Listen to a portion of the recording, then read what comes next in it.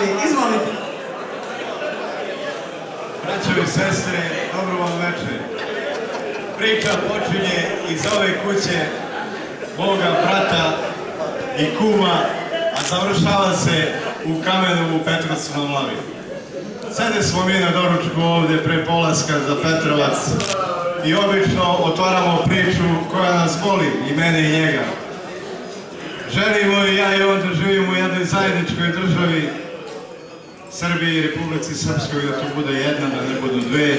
Onda počinjemo priču kako ne bih trebala da bude Drina, da presuši, da ne budu granice, da ne bude ničega, da idemo slobodno, da se krećemo i tako. U tom momentu meni dođe ono radi sebe, izlazim ja, pogledam kroz prozor, staju neki crni automobili, desni, oni neki Audi, ovo. Pogledam ti ja, iz jednog izlazi naš premijer Vučić s ministrima, iz drugog izlazi Dodik s njegovim ministrima.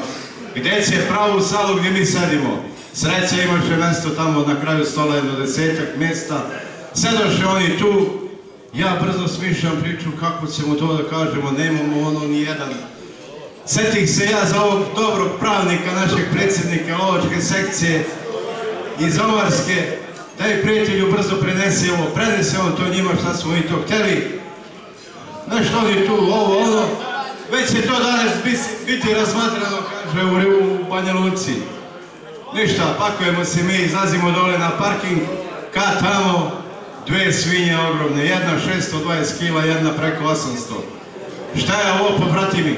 Kaže, to je za vas da nosite svojim kućama. Ko će bolan da prođe svojim preko granice s onkim svinjama, ovo, ono, ko da utovari ovo? Jedan se seti, kaže, sad će komšija da dođe, kaže, porivačimo ovde, da to ubacim u auto. Komanduje Aca Gera, moj kum, kaže, ovo od 620 kila, ko dule te mlade u auto, Viljuškar tovari spusta, auto pada dole, liže asfalt, jedva ide, ne može da ide.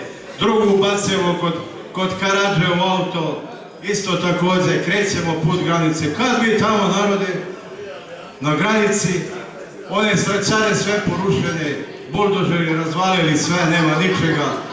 Stanemo mi ispred mosta, izlazi Pera Karadža iz auta i viče, ljudi, ja slušam radio program prvi program Radio Beograda, to je najtačnije, proglašeno ujedinjenje Srbije i Republike Srpske.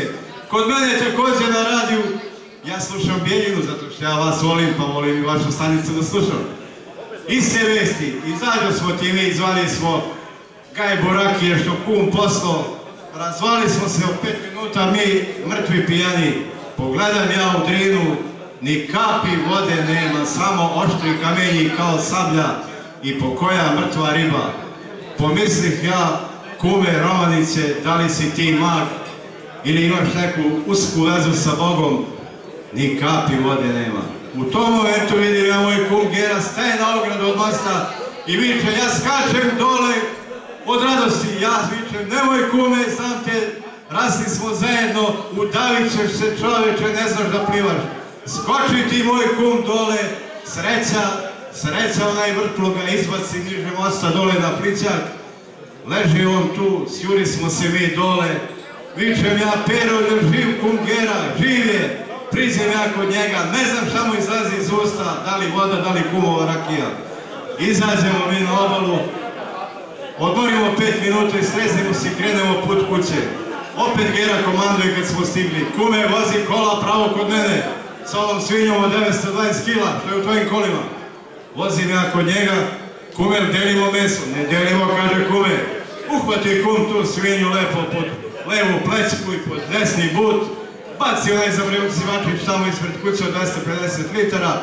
To se ne jede, ne deli se, kaže, čekamo naše pobratime na dane pčelara, da nahranimo ceo sabor, 15.000 ljudi, da se gosti i naše pobratime. Pojedoše oni taj gulaš, osta 10 litara.